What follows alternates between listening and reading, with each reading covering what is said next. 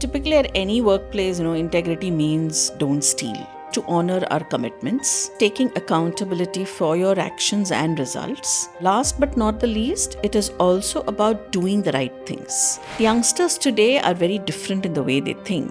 For them, work-life balance is very important. Earlier, people used to work out of fear, and they would also commit to a lot of things just because they feared their managers, their bosses, because that was how the culture was. And hence, they would end up working extra. That is also integrity from to some extent. Today, youngsters are very bold enough to say, "मैं इतना ही कर सकूँगा." I have some horror stories as well. However, I think I've had some amazing bosses who have stood by me when I've had tough times. In the personal space, I think my mother had been my strength. She trusted me when I, took certain decisions in my life. I've had friends through various journeys in my life who've been by me, stood by me in various difficult situations. In work, it's very difficult. Not too many peers have stood by me, but definitely a lot of bosses. COVID has been a huge example of how we hold our integrity high while letting go of people.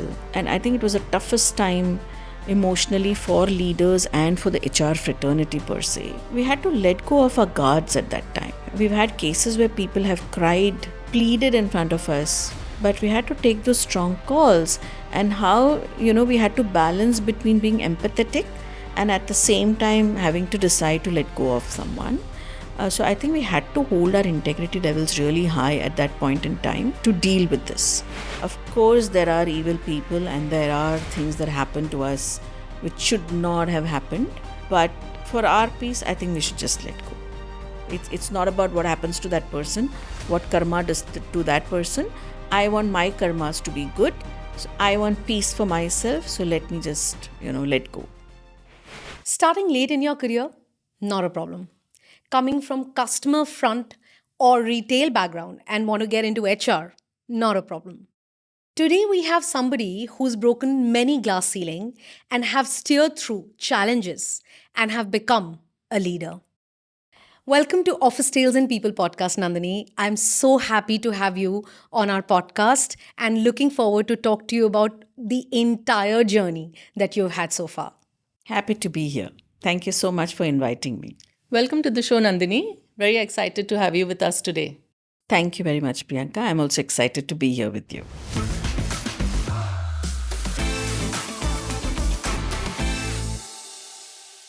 Are you ready for your first one?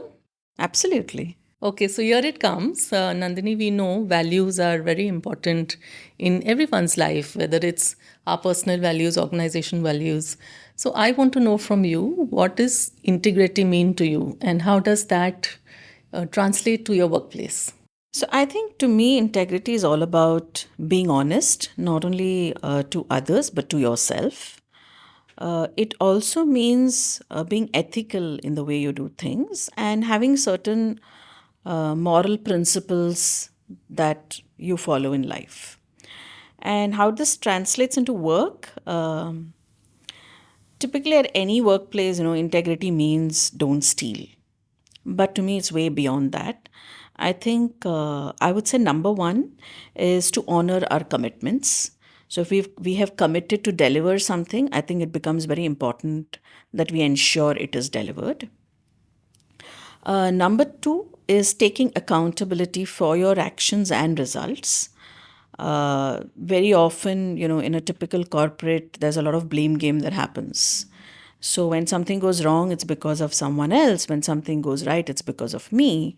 So I think to me, integrity is owning up your actions and results. And last but not the least, it is also about doing the right things, irrespective of whether you're being watched or not. Doing things that are right for the organization, for your department, and for your team. So I think that's what integrity means to me. So, on this, I have a follow up question, Nandini. If given a situation where you have to pick doing the right thing or being fair, what would you pick? So I think when you do the right thing, you are never unfair. It is all about how you handle the situation to ensure that the opposite person feels that, whatever you've done is fair. Having said that, sometimes there are situations where, irrespective of what you do, the other person, if he or she is in a trap, they do feel that you've been unfair to them. A typical example would be when you have to fire someone. But end of the day, it should be that you have done what it takes to ensure that you've communicated the right things to the individual, and you've done it in all fairness. I think that's very important. Sometimes it's not in your control how the other person takes it, but I think as far as you know that you've been fair and you've done what was right, I think you I are love being this answer. So, in my honest. experience, I think what works is, if you have their performance data and you're speaking with that when you have to hire, of course, you can sort of give that impression.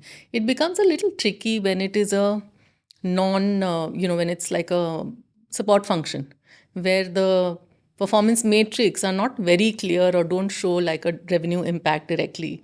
Do you have situations like that? And how do you ensure that fairness comes through in those kind of scenarios as well? So I think at least in metro brands, we ensure that all the KPIs that we put in are measurable, and the measurables could be not necessarily numbers. It could be in terms of turnaround time, it could be in terms of certain processes that need to be followed, which has a tat, which has a how do I say, some deadlines to be met, right? So it Or is need to all be measurable improved. on, yeah, or a percentage improvement on Yeah. something. So I think we don't go with anything that does not have something like that. That's number one. Number two, I think it's very important that when you start seeing signs of a person not performing, the manager is trained to document that. Right. So, one of the things we always tell managers when they come to us saying this person is not doing well and I want to take a call on him or her, the first question we ask is, do you have any documentation of conversations you've had with the individual where there have been performance issues? So, I think that documentation and acceptance from the other person on improving in those areas become very critical, where we do not have numbers to validate something. And that, of course, would be a process where you're being ethical in the way you're doing things. And it also becomes important to validate that. Right. So, I could be a manager who does not like one of my subordinates, and I could be actually wanting the person to leave because I don't like him or her for whatever reason. So, what do we do as leaders or as, an HR department where we are able to validate those things? So, I think that becomes important in this entire process. So I want to ask you one thing, that are these managers trained enough to spot their biases so that they're not documenting with biases and impacting an individual's career who they are documenting about? Just sorry if I can just add to that, is also, do they know how to do this in a respectful and dignified manner? Many a times we see that when you want to let somebody go, suddenly all the personal comments start coming up instead of being focused on deliverables. What's your view on that? So I think one of the things we do is we ensure that in these conversations, HR is involved. So we are able to kind of navigate through these conversations. The second thing is, you were talking about biases. We do trainings on unconscious bias, and it's part of our entire POSH program. And we do it specifically for managers because they need to ensure that things are not going wrong in their teams. So that's one. Second is, we've also built a culture where, let's say, if an employee feels that something is not going okay, they can reach out to their skip level managers, they can reach out to someone in HR to highlight the challenges that they're facing. And then, of course, we have the right interventions to find out what exactly is the issue. So I think HR and leaders play a very important role in ensuring that we are fair as an organization, as a department, and as leaders ourselves. So, Nandini, you have had a really long career in the HR world. Do you think from the times you started in the retail sector to now in HR, has integrity needle shifted either positively, negatively, or both? What's your view on that? See, the foundation of any value remains the same. It's not going to change, right? But what I do see, the way people perceive it today vis-a-vis it used to be perceived when I was younger, I think it's very different. And so, to give you a few examples, I think in our days, for us, it was very important that whatever was given to us to be completed during the day, until we don't complete it, we would not leave, right? And if that means putting on some extra hours, we would do that. But youngsters today are very different in the way they think. For them, work life balance is very important. So they are very particular that if I have X number of hours to work, whatever I can do within these hours, I will do it. Right? They might not take on more, they might still deliver to what they have committed, but probably the requirement is to do more, but they're not willing to do it. So I think the whole conceptual thought about integrity from that perspective has changed, but not the foundation of it. So this is how this one very simple example I thought I'll give you, that there's a huge difference between the two.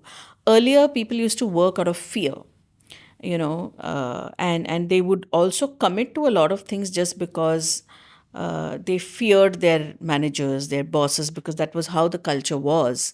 And hence they would end up working extra. That is also integrity from some, to some extent. Today, youngsters are very bold enough to say, "मैं इतना ही कर सकूंगा." That is also integrity, because you're saying this is all I can do. But the way it is looked at today vis-a-vis it used to be looked at earlier, I think it has changed. So maybe that's just a simple example that I could. So I think what leaders need to do is relook on the way, probably they've been working and be a little more organized. So what I've seen in my experience is if you give them a heads up that these are the things coming up, I don't think they shy away from working hard. It's just that they want the clarity. They don't want that last minute, your urgent stuff last minute is dumped on them. So I think if leaders get into a little more planning, doing this in a better way, I think the future of work, I mean, this is something that they'll have to think through on how they want to do that. I think it's also about the approach. Unfortunately, it's still the baby boomers and the millennials who are leading, and they have to deal with the Gen Zs today. And the way they used to deal with millennials, the baby boomers dealing with millennials was very different from the way they need to deal with the Gen Z. So I think they, while we say it's the team members who have to constantly keep adapting, but I think leadership is all about adapting, right? To the changing needs of things around you, right? To the environmental changes. I think it's important for a leader to also change accordingly. So, do you think the times have come when leaders really need to define what is urgent versus important right at the time when they are delegating any kind of work or project, so that clarity becomes utmost communication tool where both the parties involved are very much aware what is expected out of this particular task? Do you think it is important today that leaders do differentiate between urgent and important immediately, or is it for the teammate to imply what the boss wants or what the manager wants? So, this is a very interesting question. And what you're saying is a very ideal situation. And unfortunately, today businesses are also equally dynamic. So, putting a rule book and defining, like you said, planning things is not always possible. And the work given to you will be dynamic. So, to give you a very simple example, I come in the morning saying these are the 5 things I need to do. And there are days when I end up doing everything else except But those those 5 five. things, because there is so much that has come onto my table. And that's the need of the business. So it would not be fair on my part to say I will not do it. I will have to do that. But I think organizations just need to think about how often is that happening. If that's happening at 80% of your time at work, or whether it's happening 20%. I can understand if that is 20%. But if that's the way it's getting worked on 80% of the time, then again, organizations need to reflect on what they want to do about that. Absolutely. That's very true.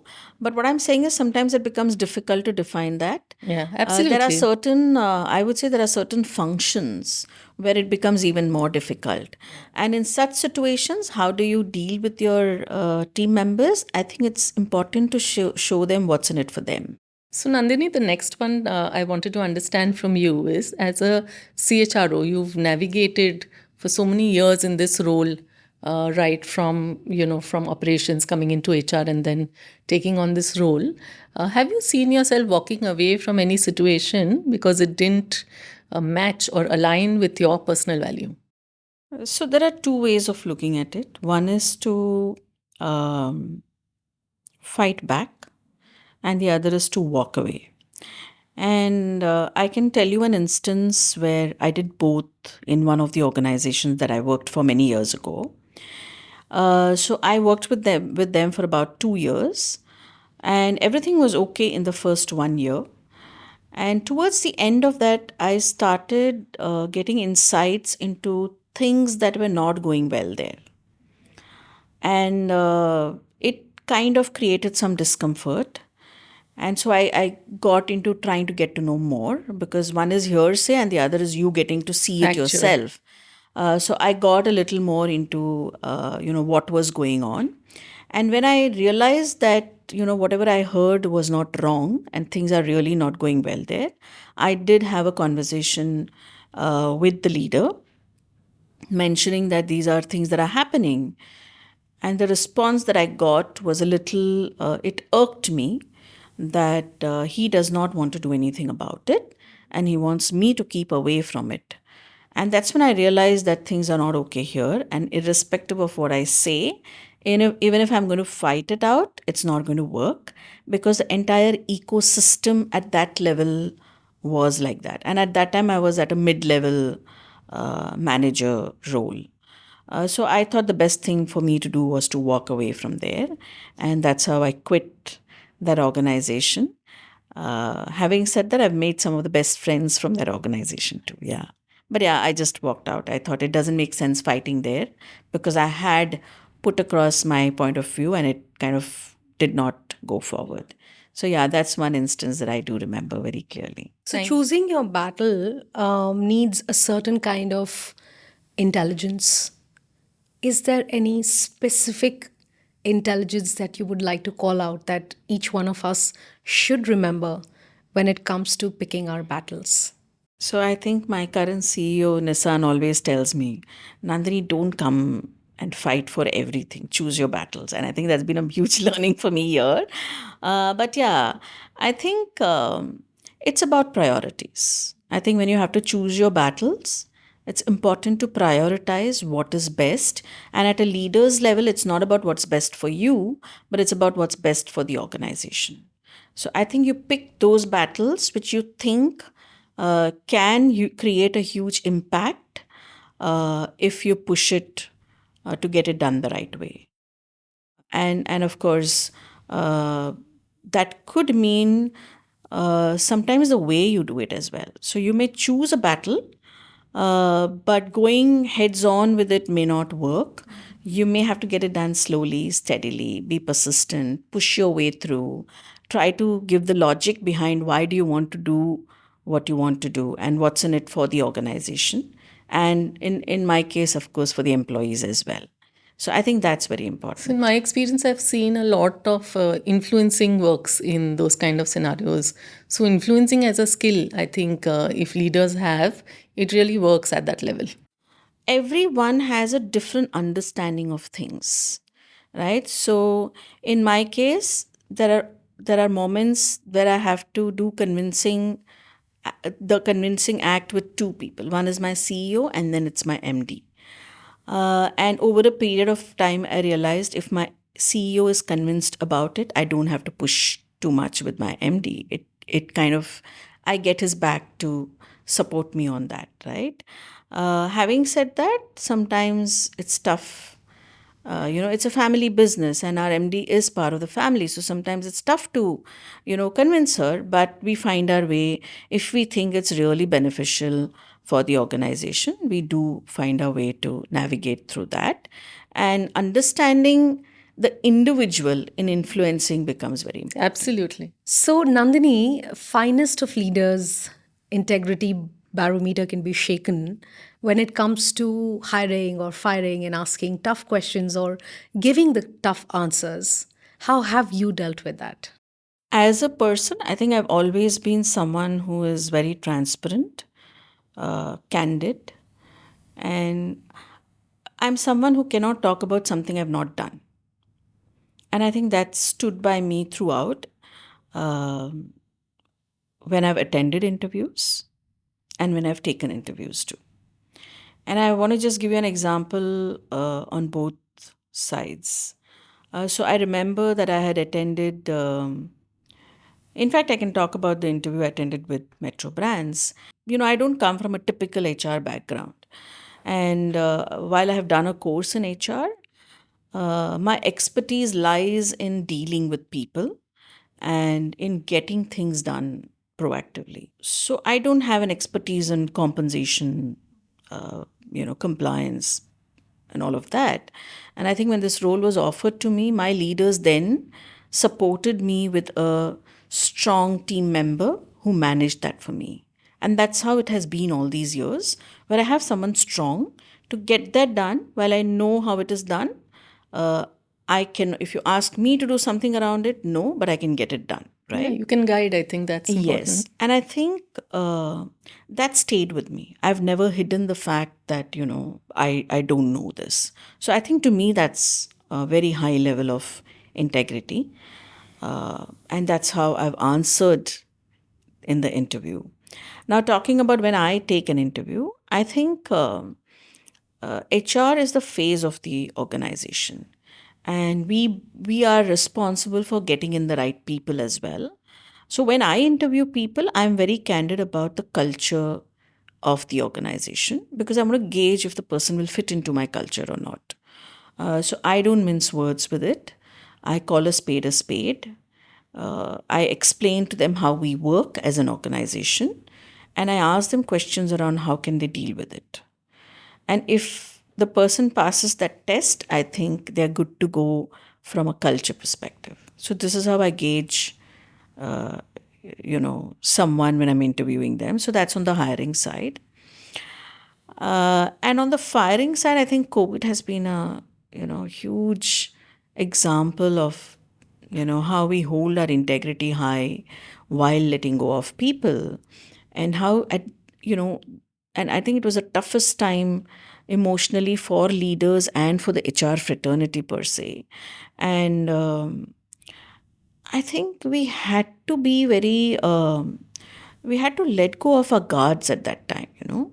We had to be frank and, transparent with people that we don't have a choice.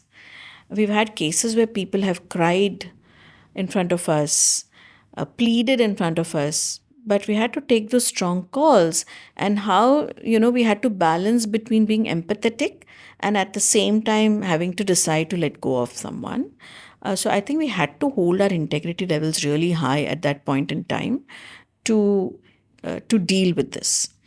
But that was one off from that perspective. I think whenever we are firing someone, like we earlier also discussed, it's important to have the facts and figures, to hear the other person as well, to be fair and just and not make a mistake on the decisions we take.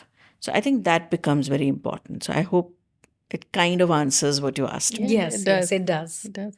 So, Nandini, here's the next one. We've all worked many years with organizations or in organizations.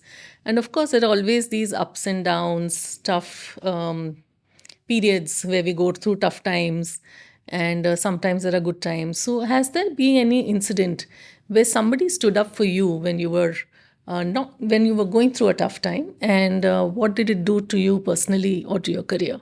I think I've had a long career with many bosses, and I have some horrible horror stories as well. However, I think I've had some amazing bosses who have stood by me when I've had tough times. who've supported me, understood me, empathized with me, uh, and actually, I would say lived with me the journey, but at least been able to support me when I really needed it. And I cannot say one instance because I've had many such amazing bosses. Uh, in the personal space, I think my mother had been my strength. She stood by me when I most needed it. She trusted me when I, took certain decisions in my life, and I owe it to her a lot. I've had friends through various journeys in my life who've been by me, stood by me in various difficult situations. And I guess it's with all of us. We do have that personal ecosystem, maybe just one or two people, but they are there for us when we really need them. In work, it's very difficult. I've not had peers who've stood by me, and that's something a lot of us expect. But not too many peers have stood by me when I needed their support. But definitely a lot of bosses. So, what's your personal style? If now you must be having a team, what would you prefer, standing up for them or teaching them to stand up for themselves? It's a very tricky question. But the way I look at it is, while of course I would teach them to stand for themselves, but there are situations where, the teams could make mistakes, and we as a department are held responsible for it. And my rule is I will never let down my team. I will take the blame on me, irrespective. It rarely happens because I ensure that my team delivers what they have to and takes full ownership of it. And like you rightly said, I've taught them how to stand up for themselves. But there could be situations. So I think it's both. You need a mix of both. You need a mix of both. And in fact, in my earlier company, they used to call me Mother Hen because I was very protective about my team. So I think, yeah. So you said that you had very good bosses and you had very horror stories. Can you answer me on this thing that do you think goodness will win over evil, or you think what we see, evil wins most of the times? What I have experienced is in the short term, usually evil wins. But in front of my eyes, I've seen people who have been, tried to, the horror stories that I spoke about, I have seen failures that they have faced over a period of time. While I've never wished them that, but I think end of the day, I believe strongly in karma, and I feel what goes around comes around. So I very Somebody asked strongly me, believe in that. Yeah. Nandini, somebody asked me on what you just said कि मैं कर्मा की wait करूँगा या करूँगी, and it's a Gen Z's question. What if I die before the goodness comes to me and evil is already won in between? मैं तो जा चुका हूँ या जा चुकी हूँ? For that particular moment, I had no answer. Do you have an answer? So I just went through this program called Ontological Coaching, and that spoke about the way of being. And when I did this entire program, it was a 3-day workshop, and I realized that end of the day, it's everything. Everything is about you. It's about your peace. It's about your strength. It's about your being. And the moment you start thinking that that person has done bad to me and I have to get back in some way or the other to him, I'm losing my peace, right? And it may never happen. You may end up dying trying to prove that the other person has done something wrong to you, and you wasted your entire life doing that. So I think the way I look at it is we need to let go of and move on from the situation for our own peace more than trying to find revenge Totally. for the other Totally person. And agree. let I think karma it's deal with more, that on its own for that person. and even let's say karma doesn't deal with it in front of Yeah. us, it doesn't matter. It doesn't matter. Yeah. Right? It's that person's karma that he or she has done something bad to you. And secondly, an interesting that I learned, an interesting thing that I learned in this program was Very often it's perception, very often. And most of the time, we end up having these, we believe that someone has done bad to us because it's our perception in our head and we've not clarified it with the other person. So I think 70% of the time it's that. Of course, there are evil people and there are things that happen to us which should not have happened. But for our peace, I think we should just let go. It's not about what happens to that person, what karma does to that person. I want my karmas to be good. So I want peace for myself. So let me just, let go. So, Nandini, if today's youth will come and ask you that how can they maintain integrity and also win professionally, what would you have to say to them? I'll go back to my definition of integrity, staying true to your commitments and doing the right things always. So it's very simple. If I'm ambitious and I want to grow, I want to win, I need to own what I'm doing, right? And when you own what you're doing, you are having high levels of integrity. So I would put it that way. And I think I've been always very ambitious. I've always wanted to grow. Of course, I had a lot to prove to myself, because of which I have been ambitious. And I don't think in my entire journey I've compromised on my integrity. So all I would say is own what you're doing, do the right things, irrespective of, what path you're taking in your life. And that could be winning and being ambitious. Thank you, Nandini, for coming on Office Tales and People podcast. Both I and Priyanka had such a lovely time with you. And we are taking back so many lessons. And I hope you had a lovely time too, hearing Nandini Mehta, CHRO, Metro Brands. I hope this episode is going to give you lots and lots of insights on integrity as a value to carry in your professional journey. Thank you for watching Office Tales and People podcast.